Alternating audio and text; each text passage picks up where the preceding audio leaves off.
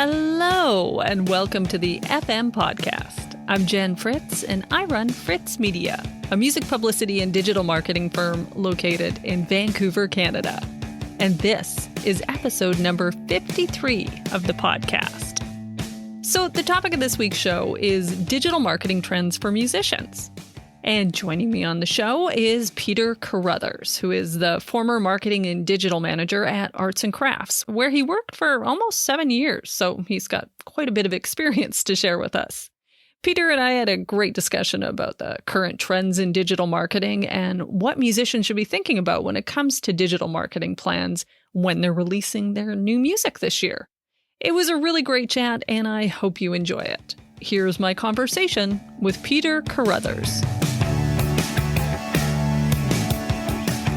Well, hello, Peter. How are you doing today? Good, Jen. How are you? I'm good. You know, it's Friday, so I'm feeling real good. And it's not raining, so I guess that's something, right? Yeah. That's a good Vancouver thing to say. It's like, well, it's not raining today. Yeah. But wait. Yeah. Just wait, you'll see. Well, I'm so excited to have you on the podcast. I actually haven't talked to you in a really long time. And I was trying to remember how we met. Do we work on a project together? I think how we first met was when I was playing in Lotus Child, which That's it. Eventually became the Zolas. That's 100% it. And I'm pretty sure you did PR for the Record Gossip Diet, which I did not play on. You weren't a part of Lotus Child at the time? I was, but I didn't play on the record. But I did all the touring that surrounded that release. Yeah, that was a long time ago. That was what, like 2007, 8? It might have been 2006. Shut up. Oh my God. I've been doing this for too long. Yeah. Holy, so have you. So yeah, it would have been a while ago. And then we just see each other around here and there sort of after that, because after that band sort of collapsed and then became the Zolas, I started playing in Said the Whale, and it was just kind of around Vancouver, the music scene as you were. Yeah, exactly. I mean, it's a very small scene here in Vancouver. So we would be at the same things probably quite a bit. Yeah, exactly. Well, to get things rolling, I mean, you kind of answered it a little bit, but I do like to ask the question to all of the guests. How did you get your start in music? Well, how I got my start in music was initially as a musician. So way back into high school, I knew I wanted to play music and be involved in music, and straight out of high school, went to music school here. I grew up in Calgary and then moved here right out of high school to go to the jazz program at Capilano, then Capilano College, now Capilano University. And so was there for upright bass performance and just a general music degree as well. And while I was there, I sort of was there originally to play jazz music, and then eventually sort of found myself looking toward more pop music and things like that, and then fell in love with the burgeoning indie rock boom that was happening starting around sort of 2004, 2005.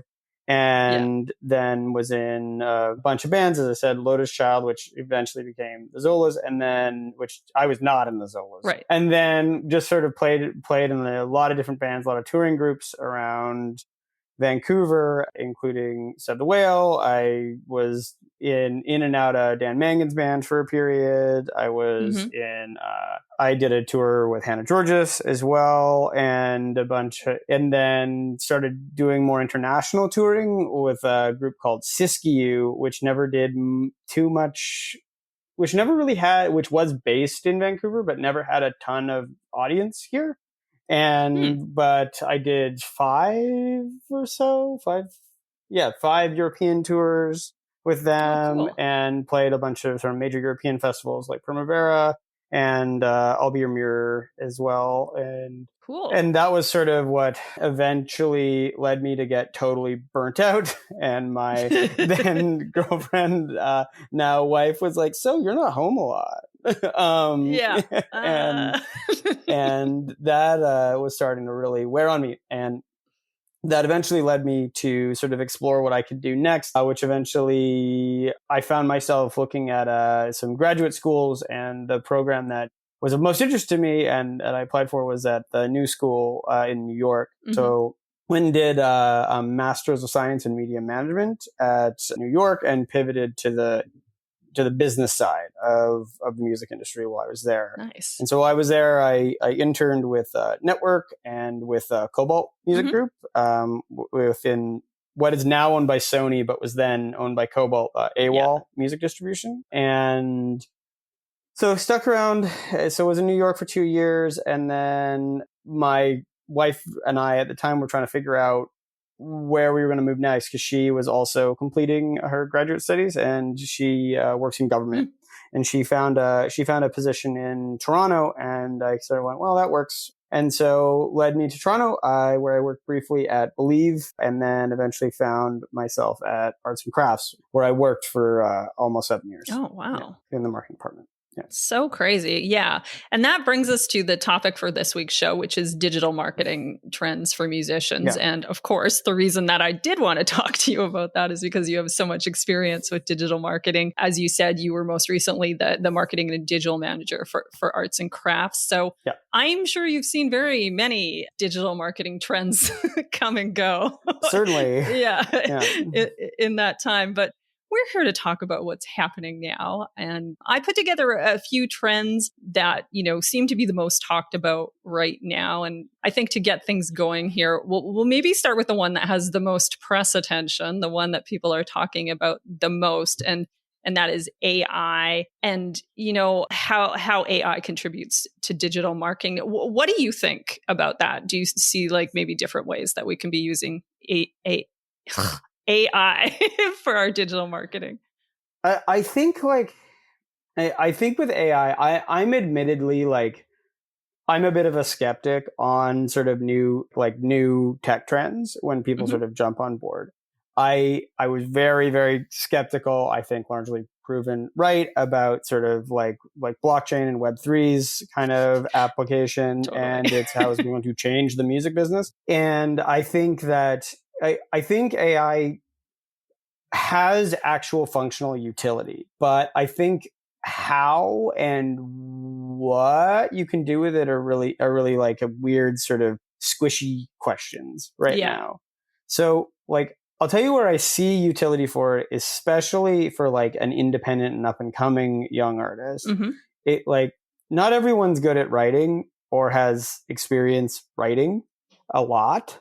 And so, one thing I found in grad school and working in a marketing job, I can write pretty quickly. Mm-hmm. I don't really find it particularly helpful to have someone or a machine spit out a press release for me because I can write one. Yeah. However, if that's not something you know how to do, I think there's a lot of utility. If you can't afford a publicist or anything like that, you can go ChatGPT, write me a press release. Here's the name of the album. Here's the name of the song. Here's the link to it. Yeah. And there's also grant writing, I think it's useful for too. Oh, definitely. I didn't even really thought about that. No kidding. Yeah. Yeah. Because there's just so many ways you can use it, right? Yeah. I think for that, for especially young artists, and I think even if you don't really know, do you know what a marketing plan is? No? Well, you can ask ChatGPT to write you one. Exactly. And this is not going to be a creative, nuts and bolts digging in the corners, or rather not nuts and bolts. It will be nuts and bolts. It won't be digging in the corners, overarching, huge, massive creative campaign ideas, but it will give you here's the schedule. Here's the thing. This is what you should do. And I think that in those terms of just getting your head around these basic business tasks, I think it can be really, really useful to the young and up and coming artist. I because writing's hard. And I didn't learn to write till well into university. Yeah. And I think writing about yourself is hard as an artist. Absolutely. Yeah. And so if this can give you a leg up and even just correct your spelling and your grammar, that is something that really has actual hard utility for I mean, not just musicians, any person starting a business, really. No, it's true. I tend to use ChatGPT as a skeleton if I'm doing any business writing. It's a good start And, Yeah. I obviously have to zhuzh it and make it in my voice, and, because it's not going to come out the way I want it. But it provides you with something to start with, a starting point. And I think for musicians, that's probably really helpful. Hey, 100%. I mean, I'm doing some consulting with an artist right now, and I can tell one of the things she struggles with is like the blank page, right? Because it's terrifying. Yeah. And if you're not experienced dealing with that and can just sort of crank out, a press release or like a little pitch blurb or what have you, or even know what those things are supposed to look like, these tools can approximate that, at least in some way, and you can sort of jump on it from there. I think that's where the utility lies in a lot of ways. I think if you want to get creative with it, I think if you're at scale and you're a big act, you could probably design your own LLM model, say for a big band, try and see if you can find a white label version of the technology, build a chatbot out from that. Is like an interesting thought. Have like a lyric generator if you have like a very distinct lyric style, would be like a thought of ways to like use that tool creatively. How about like, the things that seem to get the most talked about with AI are using it for content creation, using it, let's say to make a video. What do you think about things like that? I think where I'd be a little careful is I don't think we know how all this copyright stuff is going to shake out. And that's where I'd be a little nervous is if you say, hey, AI program XYZ, create me a music video for this song. We're using these themes.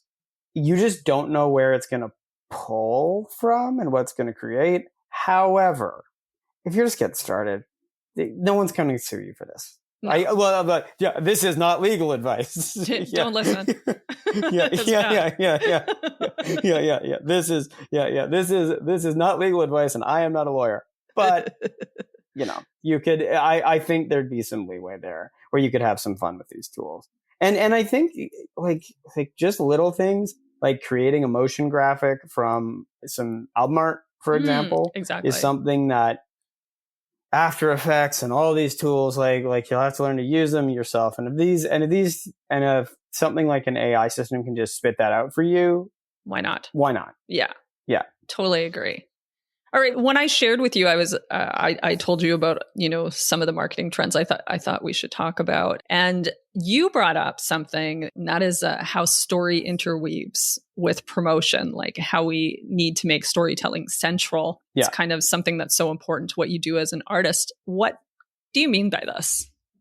So what I think at the end of the day, like you take the 40,000 foot view of the music business and music promotion, I think that basically it's show business is like the number one piece to this. And I think the music business likes to sort of think of itself as often this sort of artistic corner that's distinct. Mm-hmm. And I really at my core believe that we're just part of this, that those who work in music business and music performers and musicians, like we are all part of this thing called show business. Right. Yeah.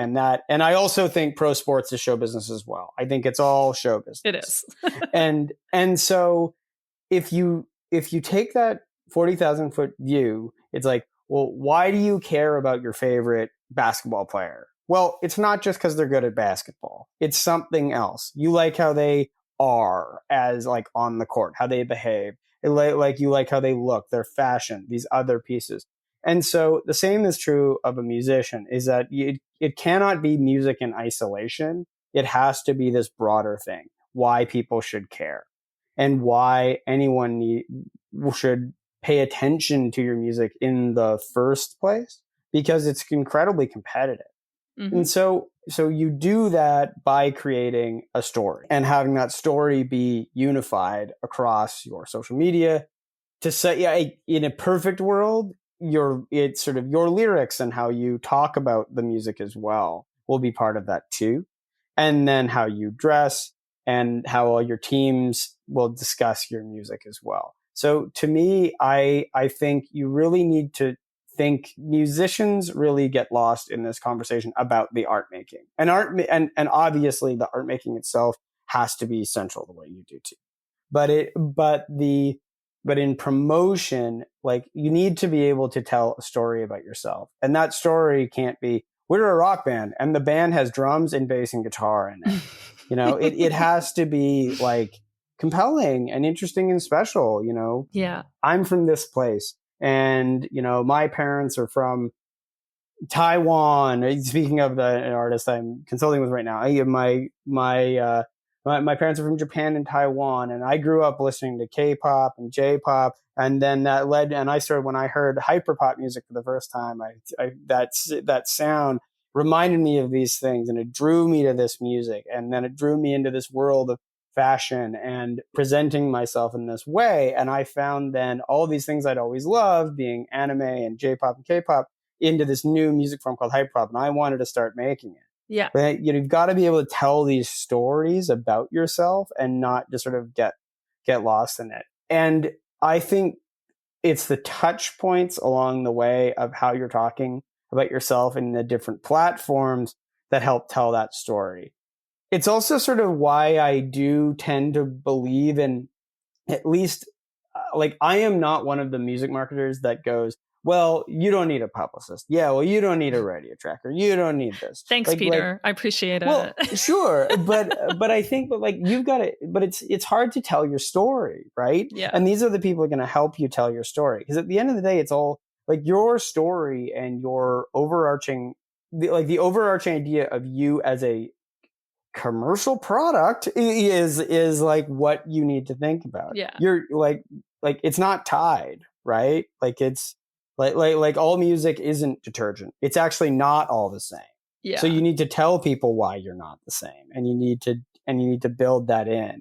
I think platforms are pushing a homogenization of music right now, and they think they'd like to tell you it's all the same. Yeah. But it's not. That's not the history. Music has existed for time immemorial, and people care about Beethoven because Beethoven was deaf and he created this amazing music. And what a story about how this deaf guy was writing these symphonies, right? Yeah. Like this is a story we know about a person who existed hundreds of years ago. Like this is, it's true. Where we are now is tiny in the world of music. And I think we can't get too lost in the sauce of this. You got to tell the story.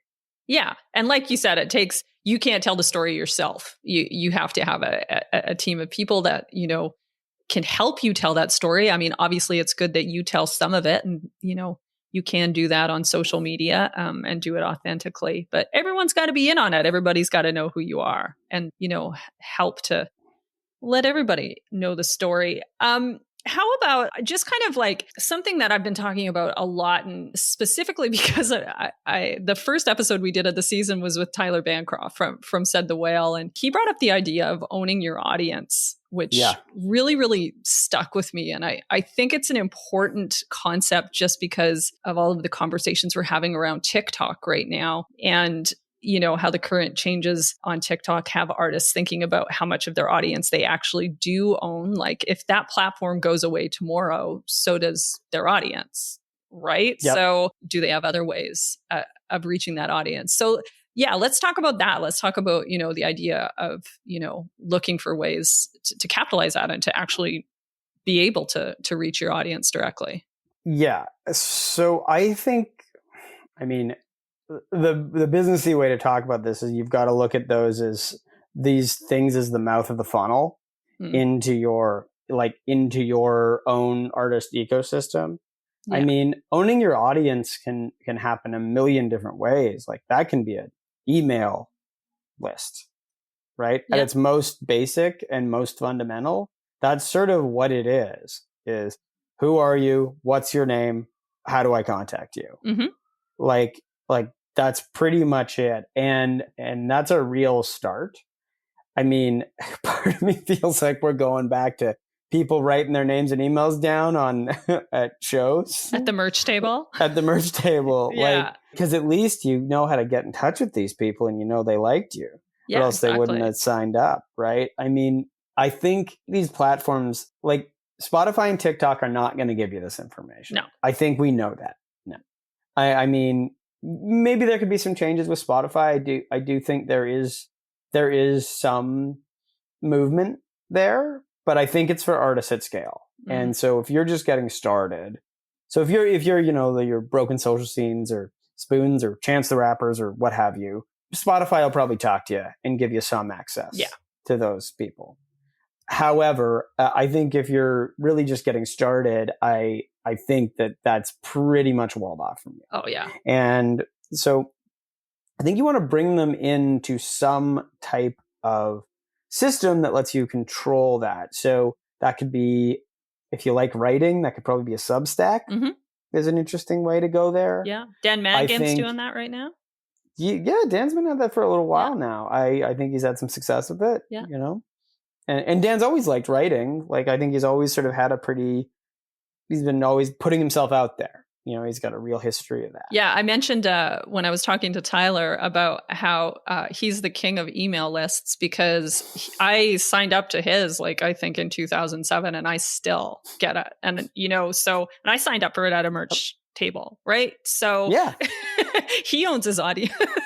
He certainly does. I mean, this is something, I don't know if he was thinking about it in those terms, but it's something he's really done and cultivated over the course of his career. And, I think he's built a really strong career off of people who love him and love his music.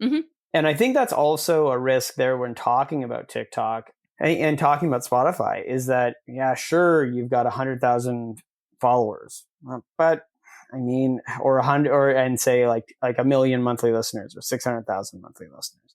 But how many of these people are actually fans? Yeah. That's the question that's hard to answer. And TikTok even more so, because you can have, 56,000 followers, 80,000 followers, and then you'll post a video and it'll get 300 views. Yeah.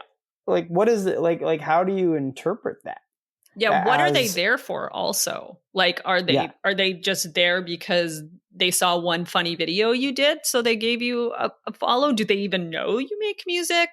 You don't know, right? So 100%. And I've talked to several musicians who have found success on TikTok outside of music. And when they tried to pivot their channel, it has completely fallen flat. No, I've seen it before too. It's not.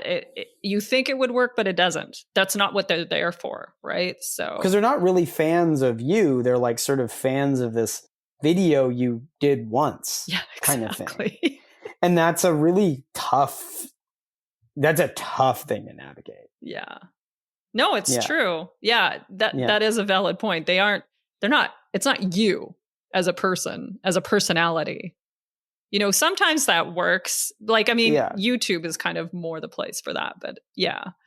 Yeah, absolutely. And that's another, YouTube, I think you can sort of own your audience a bit more in YouTube, because you can sort of make lookalike audiences and sort of advertising audiences in your Google backend and off of your YouTube subs and things like that. And then you can sort of talk to them a bit more directly. So you do have a bit more control, but the thing is that it is a walled garden. You're in the YouTube sort of infrastructure, which isn't necessarily bad if that's a place you can focus your efforts. And people have certainly grown large fan bases there and had great success. But I think you've got I think it's a lot of investment in time, and you've got to want that. I think. Yeah. It is a big investment. That's for sure. And kind of taking this thread of owning your audience, I also want to talk about this other trend of exclusive and subscriber only content. Yeah. There's obviously an increasing focus on subscription only content that artists and their teams can monetize. And just yesterday we heard about James Blake's new platform, Vault FM, that, seems to be doing that. What do you think about artists kind of dipping into this? I think this is something I've been rattling on about for sort of the better part of a decade.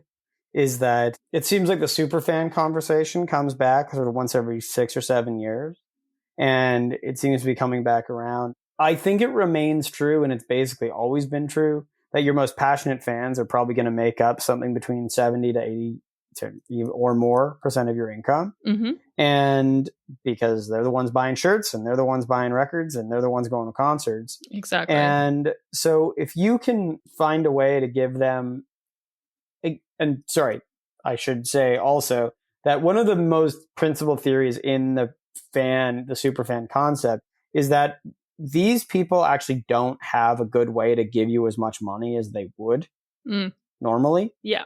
And I really do believe that, because music, oddly, because it's sort of finite in a way of like from a consumer spending, like sort of on an annualized basis. So like I can only buy so many records, right? And I can only buy so many shirts. And because I'm limited by what you're offering to a degree, and I'm limited by how many times you're going to show up in my town. So if I can present you with a monthly fee and give you, say, something nominal is the wrong word, but something special and inclusive, but doesn't require some tremendous amount of labor, but is really more just, here's something special. It's for my super fans. And every 6 months or a year, like we're going to give you something real good. Like you're going to be in the velvet rope section of the show, or we're going to do an exclusive vinyl pressing and you're just going to get that blue record and only you'll get that. Yeah. I think that's relatively easy to give. $5 a month. And if you can get 1,000 people signed up, that's $5,000 a month. Exactly. And that's a lot more than a lot of musicians are making off of streaming, a variety of things. Streaming, for example. Yeah. Just for example. but that's, $60,000 a year that's a pretty good money. Well, it's more than a lot of indie artists are making from their music. 100%. Yeah. Yeah. Let me rephrase. This is not like pretty good money, but it's like a living and it's a start. It's a start. Yeah, exactly. Yeah. And you can live off that and you can take a breath and you can pay your rent. Yeah. And so I've always thought that I think this model has been the model for a lot of podcasters and now a lot of writers on Substack. Yeah. And I think it's something musicians should take more seriously. I agree. And yeah, I think that they look at it as more work, though, is the problem. Yes. Yeah. I think they do. But I think that there are ways around that. Mm-hmm. I think that you can get comfortable, like just give people your lyric sheets. Totally. Yeah. Like this, it doesn't have to be this, like you're not making a feature film here. Yeah. You can like run the tape in rehearsal. Like I've always thought like I don't find that like I don't think I'd find that interesting, but for my favorite band, maybe I would listen to the rehearsal actually. Oh, dude, I'd if your favorite band, let's look at the Beatles documentary. Like 100%. I could watch like way more hours than they gave me of that. Yeah, like and musicians go, well, this isn't interesting to people. It's like, actually, I think you'd be surprised. Yeah, or even just, I was, screwing around on the guitar and I came up with this little melody or something, and just do a quick video for your fans. They would like that. It doesn't have to turn into a song, but I mean, my favorite artist, I'd love to see that. Yeah, a guitar tutorial here and there.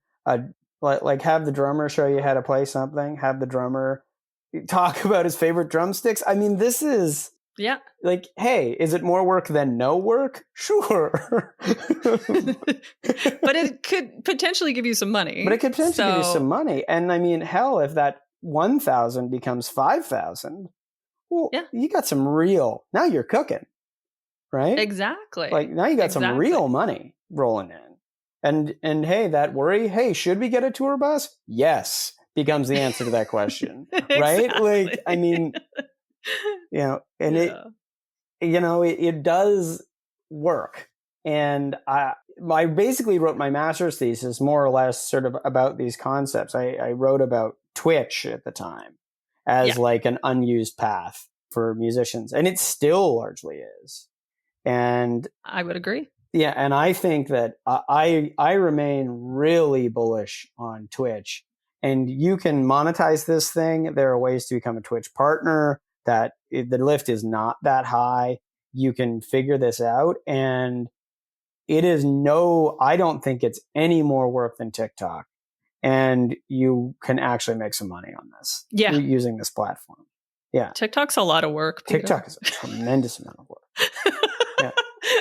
I don't need to tell you, you know. Yeah, which isn't to discount like the music, like, and I'm not like a poo-pooer of TikTok. Like, don't get me wrong. Like this thing is an incredibly powerful platform that, I have seen have huge impact on artist careers when they really dig in. My favorite thing I like to bring up is Mother. Mother.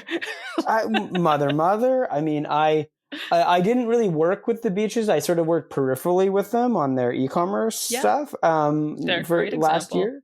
But they've completely knocked it out of the park with their TikTok success here, and have done a fabulous job. They've got Lori Boutette's fabulous manager, and she's really like led them through this, and they've really stuck with it and have seen like really significant growth, like huge, absolutely massive. And you can really attribute this to their doubling down on TikTok and really taking this really seriously. No, it's true. Yeah. Something I want to, just kind of touch on, just because I always get asked about it by artists. It's mostly artists just like wondering how to spend their marketing money. A lot of them don't really know how. And so they often ask about influencers and if that's where they should be spending money. Is that needed for marketing their music? So I just wondered what you thought. I think if you're at scale, it's a useful part of the marketing mix.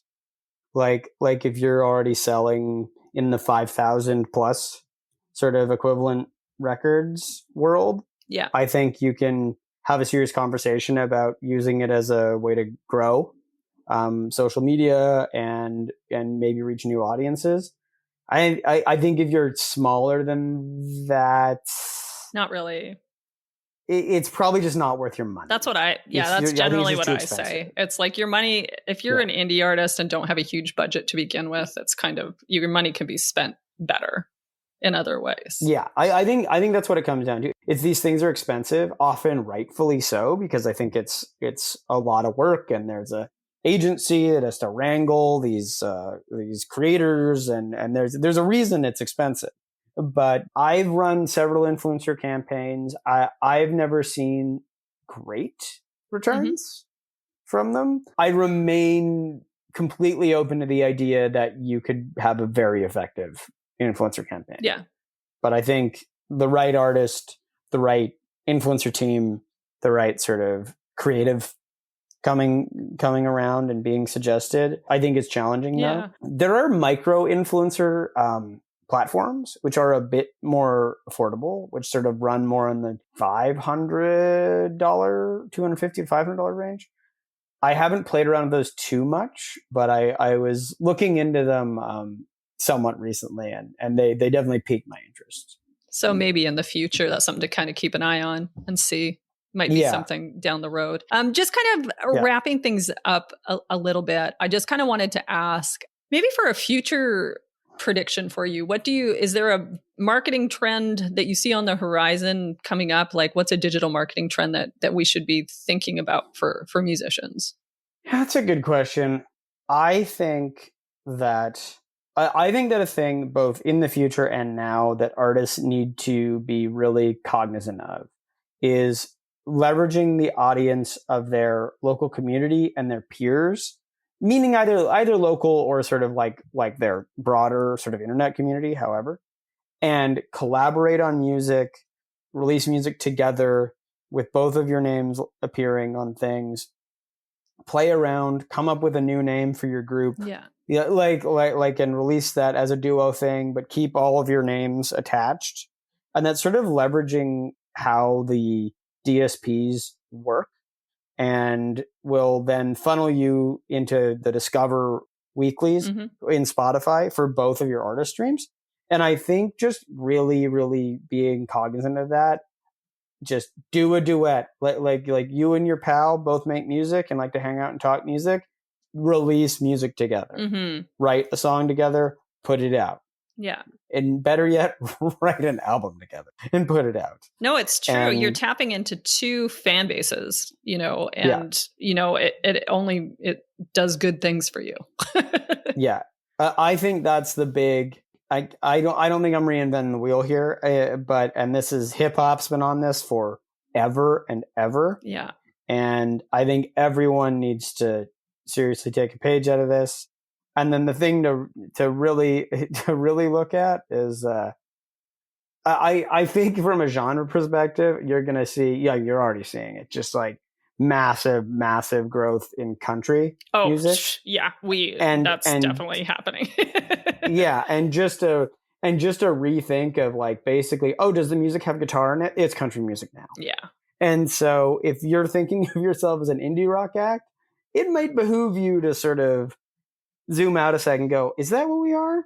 And think about genre and how genre fits in these DSPs sort of generally. No, it's totally true. You look at a band like Nickelback, who's totally capitalizing on that right now, as they should be, because their songwriting fits that formula so well. Well, it's funny to think back on that, because if those, like, if How You Remind Me came out today, like, I think that would be classified as a country song. Yeah, it's definitely more leaning in that area than hard rock. Yeah, and there's all this country that is hard rock. Yeah, now. It basically just sounds like Hardy. I don't know. Like, I can talk. I really like country. I'm sort of into it, but there's I'm from Alberta too, Peter. It's okay. Oh yes, exactly. So it's in the blood somewhere, right? And so there's an artist called Hardy, and he's just releasing like hard rock records. And like, yeah, I'm a country act. It's like, are you? Yeah. It's like, I think this is just a hard rock record. Yeah, so funny. It's so crazy. But yeah, I think the appeal's the same. Like, it hits the same. It strikes the same part of my brain. So I get it. I like it. Yeah. All right. Well, now is probably a good time to head on over to our fresh content segment. Every week on the show, we discuss our favorite piece of music content for the week, and we always like to start with the guest. So, Peter, what do you got?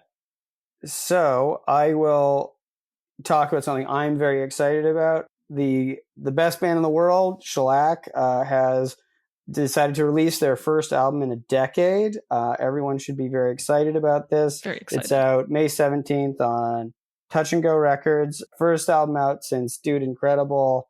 This is solely because I love them. I am in no way affiliated with Shellac. They're great. Last time I saw them was sitting side stage when I was lucky enough to play the same stage as them in Portugal. And they're the best band in the world. They'll probably tour, which You're they very don't do excited. too often. You're excited. So it's very exciting. So pre-order the new Shellac record. That's my... I love that. Okay, so my fresh content for the week is the brand new album from Waxahatchee, which is called Tiger's Blood. And it just came out today. So, I might be a little premature on it because I haven't spent a lot of time with it. But I am a huge fan of Katie Crutchfield, who's the artist behind Waxahatchee. I've liked every single thing that she's put out. So I feel okay just recommending it after one listen. So check it out. If you like, gut-wrenching alt country, as I do, and incredible songwriting, it's definitely the album for you. I will link to it in the show notes, as well as Peter's pick. And I guess, that's about it. That's it. Thanks for joining me today. And is there anything you want to plug before we go, or is that it? That's it. No, I don't have too much to plug. I'm working with a really great act called Aiko Tomi right now. She was based out of Toronto, Taiwanese-Japanese artist. She's fantastic, making interesting, fun, hyperpop music. She's got a new track coming out on March 29th. Cool. You can check that out. And I'm starting to play music again. So maybe I'll have music out. Maybe in the future you will have something. Yeah, exactly. Yeah.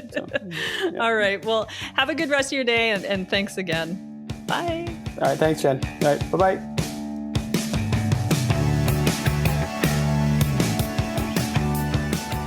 Well, that was a good one, right?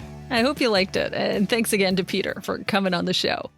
Thanks so much for listening to the FM podcast. If you like the show, please tell your friends and give us a rating and review in Apple Podcasts, or you can always help us out by telling a friend about the podcast or posting about it on social media.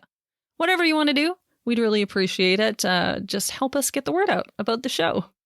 The FM podcast is produced by me, Jen Fritz, for Fritz Media, with production assistance from Carla J. If you want to learn more about Fritz Media, check out our website at fritzmedia.ca. And if you want to learn more about the podcast, go to thefmpodcast.com.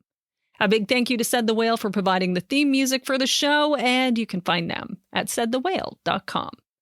Okay, so we're going to go with our song of the week this week, which is from Toronto alt-pop musician Lisa Humber.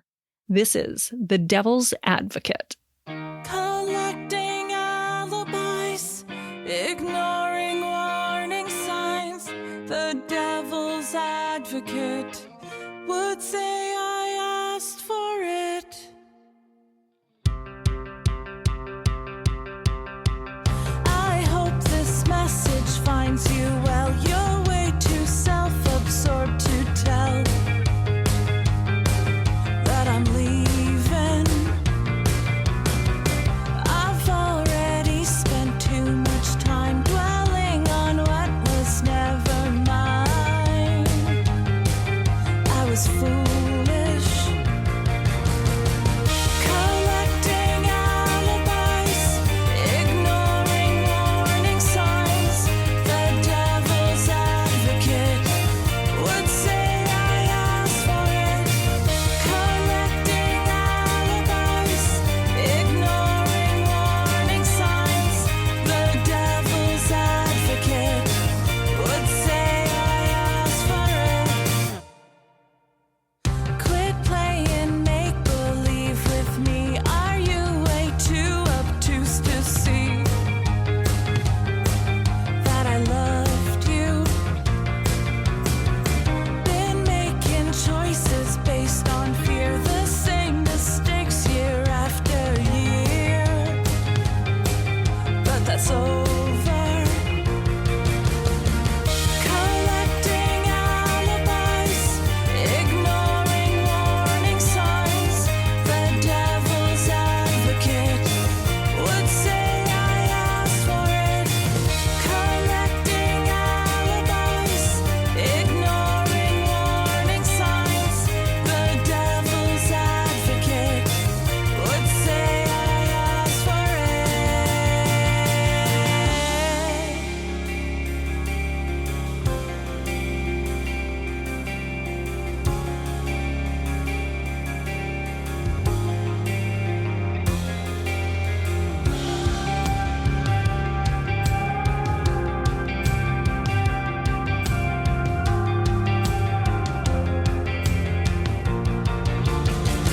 Collecting alibis, ignoring warning signs. The devil's advocate would say I asked for it. Collecting alibis, ignoring warning signs. The devil's advocate would say I asked for it. Bye. I'll see you next Tuesday.